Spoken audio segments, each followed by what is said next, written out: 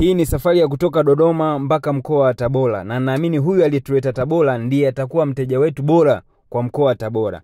Ametuleta ili tufanye tathmini ya mifumo 7 ndani ya nyumba yake.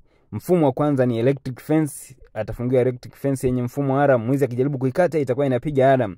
Namba 2, CCTV camera, atafungia CCTV camera zote, ataunganishiwa kwenye simu yake ya mkononi.